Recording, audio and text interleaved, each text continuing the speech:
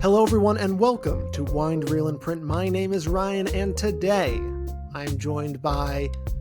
I was thinking as I was trying to come up with my intro for you, I'm like, oldest friend?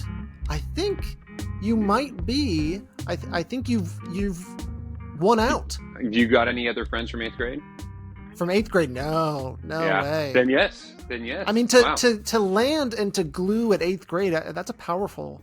That was powerful. I think I You had a started out powerful with touch. saying, you're in band too, right? I think that was the first thing I said to you. Something like that, I think, yes. Yeah, and then you got quickly kicked out. I don't think you lasted all that long from jazz band, at least. Yeah. Oh no. Yeah. The teacher really didn't like me. I was, in her defense, I was a tough kid to deal with.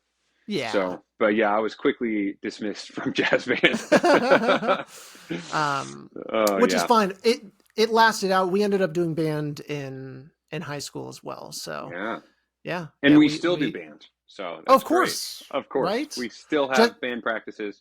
All right, I just want to let the audience know I am not in a band. I know it could seem like, what instrument does Ryan play? All of this. No, I have no skills. I can play a kazoo, and that's obviously like a madman. Yeah, that's true.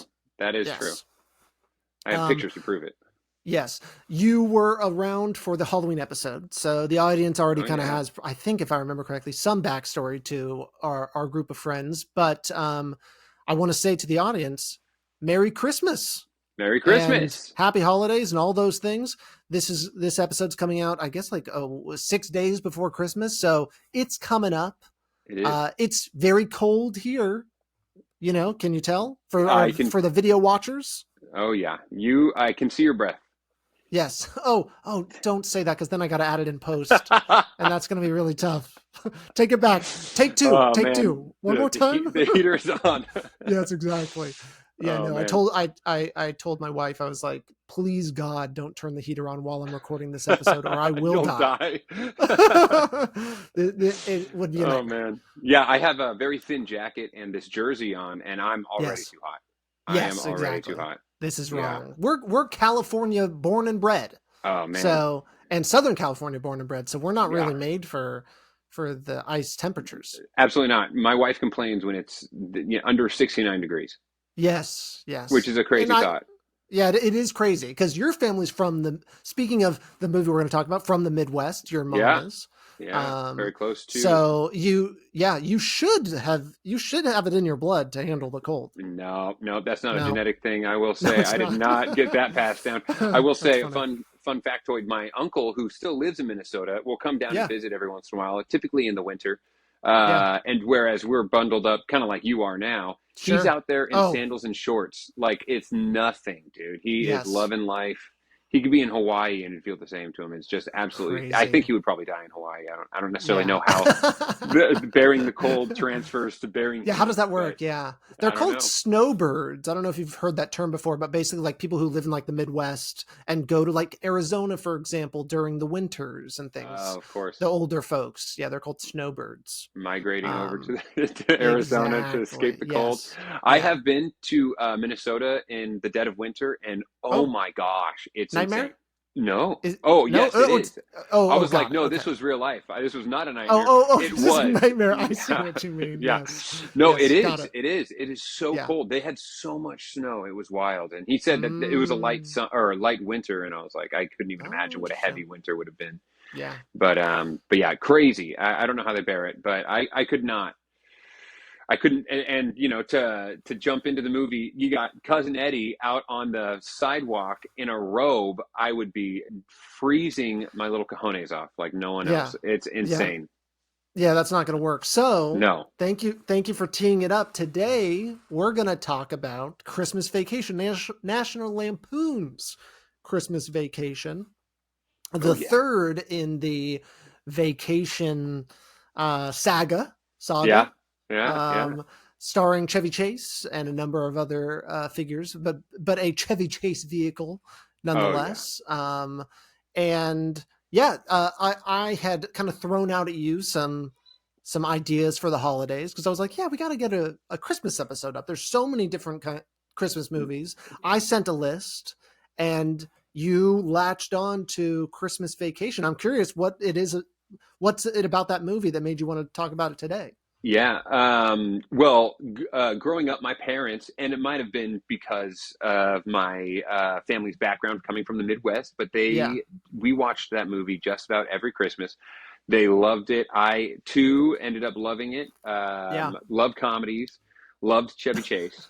Love Um, comedies. Whoa, yeah, that's yeah, controversial. That's a yeah. controversial statement. I It love is. comedies. I love comedies, Yeah, dude. yeah, yeah. And but it, yeah, it just because my family loved it so much, I in turn loved it as well. And now it's kind of a very nostalgic movie to watch. And I Nice. will also have my kids watch this movie. Hopefully, and it's an interesting thought nowadays. When I was a kid, I would watch old movies that maybe were popular when my parents were my age, and I'd think these are so old, and some of them even in black and white. We would watch I Love Lucy, and I'm like, how could anyone? This is, I mean, Yeah, there are some comical moments in there, but sure. just being spoiled with new age film, it ruined Yeah. me to like those, and so I fear that happening with my kids when I show them this movie, but they'll have no choice. Yeah, exactly. And it will happen. And once again, they have no choice. Yeah, You know, they are going to that's watch it just the way whether it they is. like it or not, and I'll Yeah, be too busting bad. up. Yeah, Yeah. that's just life. I never watched this movie growing up. Oh, So I don't know why it just never hit. I don't think there was ever like a growing up. I don't think my family had like a Christmas movie. I think nowadays, I think it kind of all happened. I went to college, and my sister, who's 9 years younger than me, almost 10, I think they started watching Christmas movies when I left.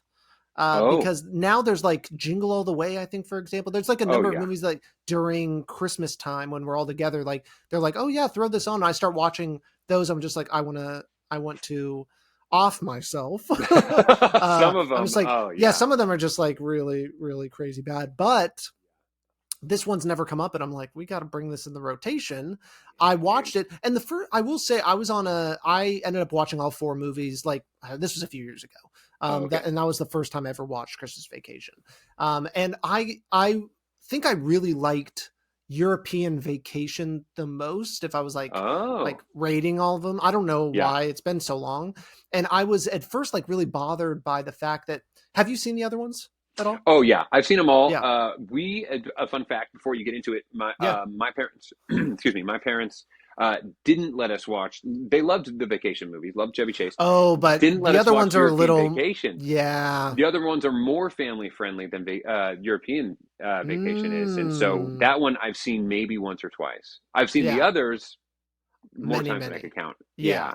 Yeah, that is interesting. Yeah, they are more child friendly, some of these ones, especially Christmas Vacation. Oh, for sure. Who it's written by and based on John Hughes' short Yes. story. And for those that don't know who John Hughes is, directed such films as 16 Candles, Breakfast Club, Ferris Bueller's Day Off, Oh Planes, wow. Trains, and Automobiles, Pretty in Pink, and Home Alone.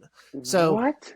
you can tell just this movie especially has that sentimentality that I feel like his movies are injected with. Yes. And he was kind of known for being, that good. And the plan was for Chris Columbus. Oh, he wrote Home Alone. But the plan was for Chris Columbus, who directed Home Alone, to direct this movie. And Chris Columbus is famous for a number of different things. He did Adventures in Babysitting, the Home Alone movies. There's a number. Mrs. Doubtfire. Oh, phenomenal. Also, it was like great combo. But Chris Columbus, Chevy Chase was and is kind of known for being a very difficult actor, and I guess there was like a personality Oh, differences. And this is all just from the Wikipedia. yeah. That it didn't work out, but so you've got someone that I didn't really know when I was looking up, Jeremiah S. Chechik, who would do Benny and June, Never heard of it. No. Diabolic. Nope. He directed The Avengers, Which one? the 1998 satirical spy action comedy film. So You not had the me. Marvel Avengers. I know. Oh, Yeah. how interesting. Yeah. Yeah. So interesting guy kind of coming into to kind of fill in this role, but a really excellently written story that has like all of these definitely. almost kind of vignettes through it. Like it's got all of these like little scenes that kind of not all of them play into, like, obviously Chevy Chase's character is kind of going through, but some just kind of like stand on their own. You've got kind of the little side characters where Julia Louis-Dreyfus in one of her earliest roles, the actress who plays Elaine. No. The actress who plays Elaine in Seinfeld. Yes. Yeah. Was this prior to her role in Seinfeld? Oh yeah. Or after? Oh yeah. Oh yeah. Really? Yeah. Oh yeah. wow. It's prior to her role in Seinfeld, but after her role in the first Troll movie. So a very short amount of time, but she was just getting started in the at least movie game. I'm not sure like her entire acting history, but it's always it's a very interesting little thing. Yeah. But yeah, no, I was going to say call back to our you and I's last I know podcast. Yeah, how funny. Yeah. I never watched Seinfeld, so at first watching this, she was just a regular character to me. She didn't even stick out by any means. So only until later on, I had seen several clips from Seinfeld that I then made the relation. Yeah. So what are your most memorable moments from this movie that really have stuck out to you for all time? Oh gosh. Well, those who may be watching and know my brother, this is a line that will forever be ingrained in my brain because of him. There's a moment, and for those who haven't seen it, there's a moment where Chevy Chase has put up 25,000 Italian imported twinkle lights onto his house, and he, for the life of him, cannot get them to turn on. And he finally, and he drags the family out for this big grand reveal. Doesn't work.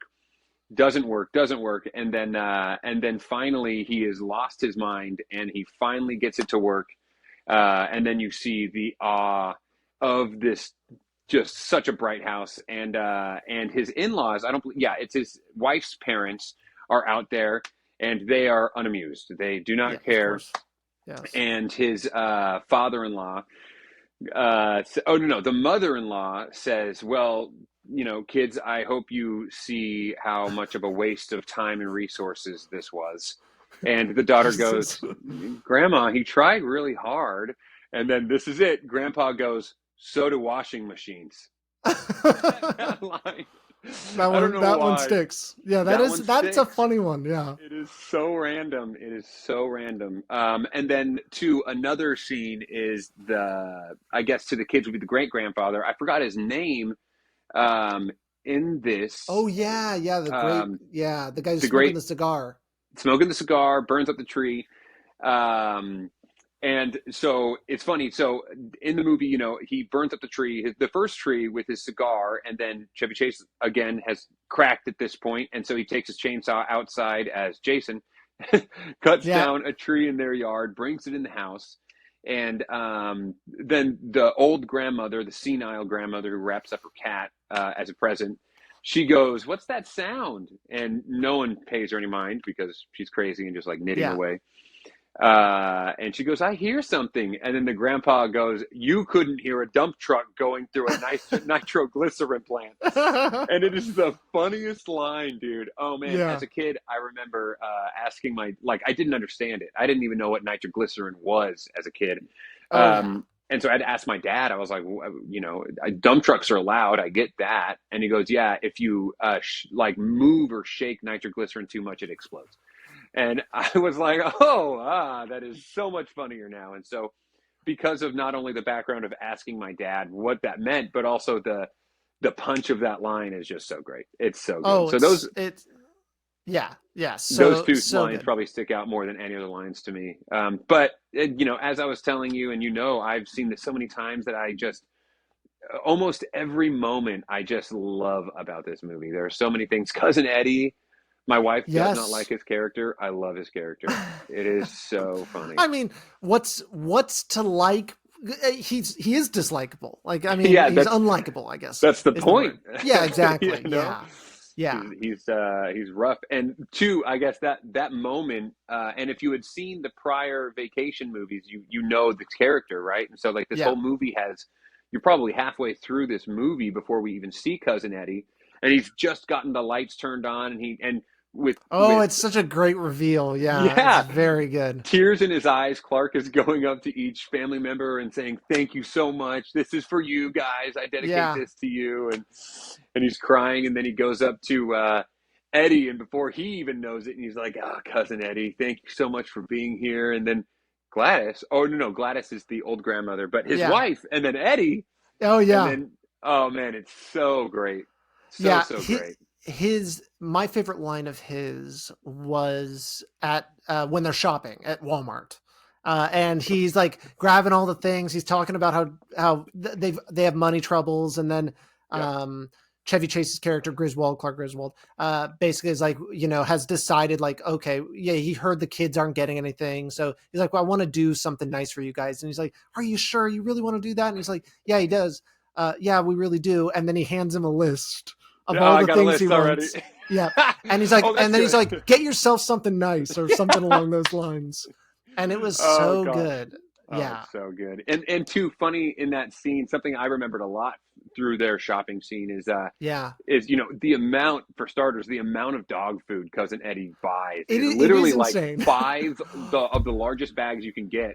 And then the best moment is Clark gets like one little thing. At one point, he pulls down light bulbs, puts them on top of the dog Yeah. food, and he gets two more dog food Yeah. bags and just smashes it. Oh gosh, Oh, so good. that reminds me of his other great line. Eddie's great line is like the dog. He's basically telling him like the dog humps you, and he's like, it's best to just let him finish. Just let him finish. Just let him. It's Yeah. just like, oh my god, and it just Oh adds man. so much depth to whenever the dog is just staring up. I'm just like, what's going to happen? Yeah, But you gotta start. the movie just never, like, it stays in the very kid friendly zone. I think as soon as that would happen, it would start to kind of drift into like, okay, a little more sex comedy, I guess.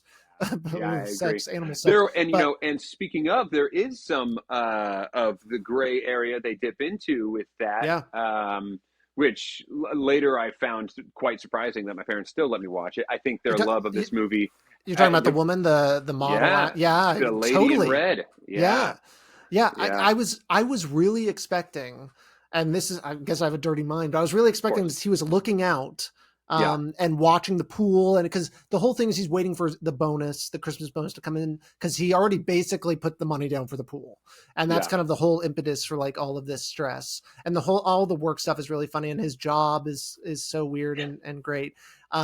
But he's like looking out, he sees his whole family having fun, and all of a sudden they disappear, and it's just this really hot lady that he met going shopping and everything like that. And he's staring and he's just like going, whoa, whoa, woo, wah, it's that sort of energy. And then the little kid, Eddie's daughter, shows up and kind of like gives him like some like sage advice, which is fun, which is great that this little girl is giving the sage kind of like yeah. advice. But I was really expecting when he turned away from the mirror to the Full camera boner. that, yes, I was totally expecting him to have an erection right there. Oh man, Uh, it's so funny. I never really thought about that prior to this time watching it. I watched it yeah. Oh, yesterday, and I interesting. literally thought the same thing. I'm like, man, they Yeah. really could have had him turn around with pitching a tent, Yeah. and it just It But just, again, it stays towards that kid friendly, family it friendly really does. for the most part. But then You still get says fuck though, doesn't it? Like it says, yeah, yeah that's like the really big moment is like he is just so mad because everything's yeah gone wrong. The bonus didn't come in and yeah he's just furious. yeah. He's gone crazy. Yeah, Um I was going to say it's an interesting thing I noticed throughout watching this movie is Clark for the most part is a go with the flow kind of guy. Things hit him, yes. especially And in the other vacation movies. He's the same way. Bad things happen to him. He keeps a positive mindset for the most yes. part. But in this one, it's pretty fun. You get to see the slow deterioration of his charismatic attitude throughout all of these different things happening to him. And like you said, just that straw that broke the camel's back. He didn't get Yes. the bonus. He got the Jelly of the Month Club, a free year's membership, and as I would cousin be Eddie mad. says, oh, definitely. Yeah. But what Eddie says, yeah, do you But remember? one of the better lines I think of Eddie too. He's like, Clark, that's just the gift that keeps on giving Yep. all year round. Yeah, It is and just so funny. yeah, it's almost like Eddie is even more positive than Clark is. Like you could think I agree. nothing affects Clark, but nothing affects Eddie. Nothing. That guy, he doesn't even notice the world around him. He's just going through. It's funny. I think that is true, I believe. Yeah. But I think there's a hint of naivety as well. Or, Sure. Oh, he doesn't know any better, and I think that ties into his beautifully positive character as well. Because even him mentioning to Clark earlier in the movie that they had to sell the house, and then he ended up buying the RV, and he's not borrowing it from his friend. He does have a very sentimental, you're right. But even then, he still seems a little more positive than most would be, I think. And but you're right, he is. It's funny, on the topic. I was watching this, and now as some may have known from my personal life or from what I've divulged in these podcasts, I am a newish father. And so I watched these movies. I mean, it has been over a year. No, congrats is still in order. It is a continuing do they still say job. Congrats to you? Oh man, I can get a congrats every day. But yeah, and so being a father now, I watch these movies in a different light. Where I was a kid, I was watching it from like the kid's perspective, right? And to relate it to my family being from the Midwest, we would have family when I was young come down, and like the daughter, I gave up my room to relatives, which I never really liked. Of course, I didn't sleep with my brother in the same bed. I ended up sleeping in the living room on a couch mattress, but so I viewed it from that perspective. And now watching it, I was of course viewing it from Clark's perspective, the father, and so an interesting thing I was thinking of while watching it was like Clark, even his coworker, when he mentions the pool, like his coworker asks, "Oh, what are you going to blow your Christmas bonus on?" Yeah. And he goes, "Come on in here and let me show you." Or he has a paper, right? And he opens the paper and he shows him the pool plans, and he goes, "You are the true last family man." And I really love the idea. Clark is so focused on his family, and I really love. Really is. Even his positivity kind of plays such a great role as being a father too. But watching it, I was like, man, I want to be Clark when I grow into that era of fatherhood. The idea is be Clark, and then I saw Cousin Eddie, and I was like, I feel like a lot of the time I'm Cousin Eddie though, so that's rough. Trying to be Clark, end up being Cousin Eddie. The goal is to not be Cousin Eddie, but it is such a great positive mentality that Clark has basically throughout the entire movie. There's only I think 3 moments I noticed that he really lost his cool. Yeah. It's a slow degradation, and then all of a sudden, basically, Cousin Eddie does the thing and kidnaps the boss, brings him in, and then you learn like the meaning of Christmas, basically, as you do in like classic Christmas movie fashion. The classic Christmas resolve of the Grinch or the Scrooge, his heart melting. I was going to try to learn. Oh, go for it. Oh, sorry to interrupt. I was going to say I was going to try to learn his crash out when Clark loses his mind. Oh, it's so good. That would be a good party trick. Yeah, to have it beat for beat. Yeah, I mean, I got the Griswold jersey, and so I think at this point the next step would be to kind of learn more of Chevy Chase's lines, and so I'm sure I'll add that to the queue. Get the mug. The cool oh my gosh, moose I mug. wanted it so bad for today. I was going to get it, but it wouldn't get here in time. So, but I will get that, the Wally World mug.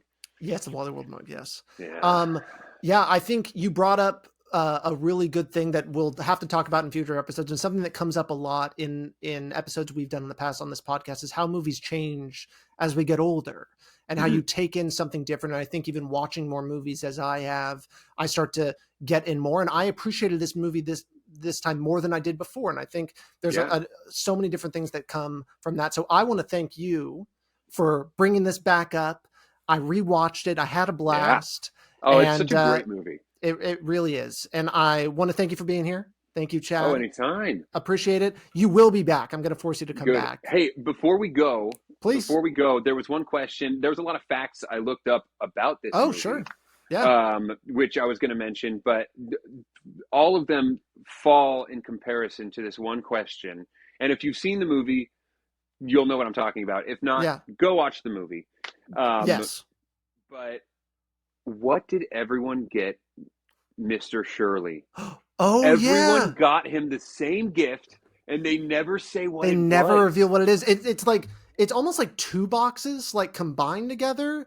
and one's a little bigger, one's more cube-like, and one's long. Yes. And and the gag is like he's coming in into the big office to give it and be like, "Hey, I'm a good employee. Remember me." Yeah. And it turns out everyone does that, of course, because everyone's trying to get out. Of course. Yeah. He's like, just leave it by the others, greaseball. Yeah. But what could you take a guess? I, for the life of me, have been thinking about it for 2 days, and I have no idea. Oh, you're using a lot of brain power on that. I don't know. Since I watched it, I forgot about that scene, and I was like, gosh, what is it that everyone has gotten him? My mind goes to, it obviously is packaged a little strangely, but my mind is going to like those kind of like birds that dip their beak, like something like really generic like that. Oh yeah, is where my mind went initially is when I saw it. But I could see, because they're doing like all sorts of weird. They're making all sorts of weird products. I couldn't even imagine. Yeah, I couldn't either. Yeah, I was thinking of a weird like a paperweight. Like could be the elongated flat one or something. Yeah.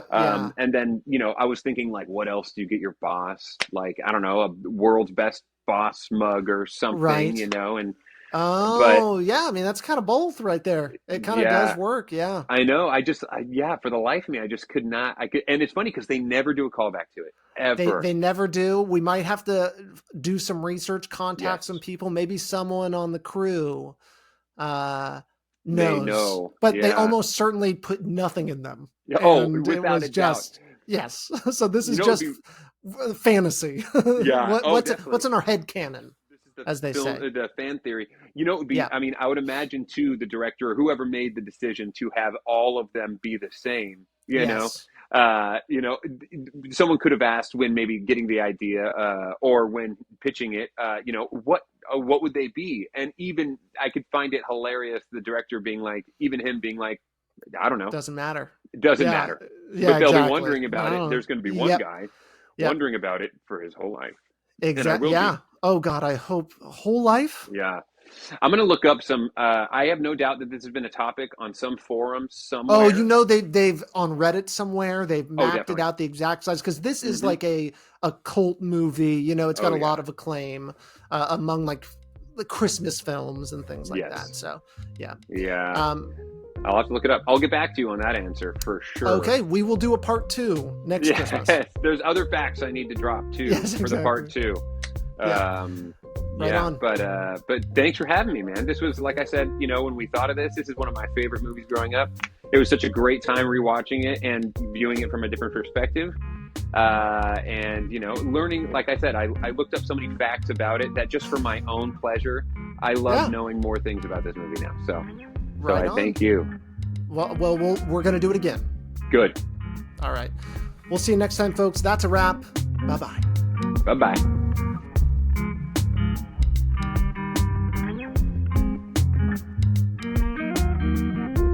Wind, Reel, and Print is a podcast by Salad Brain Productions. You can find us on Instagram at Wind, Reel, and Print Pod. You can also find us wherever you get your podcasts. And please, if you like the show, leave a rating and review. We'll see you next time.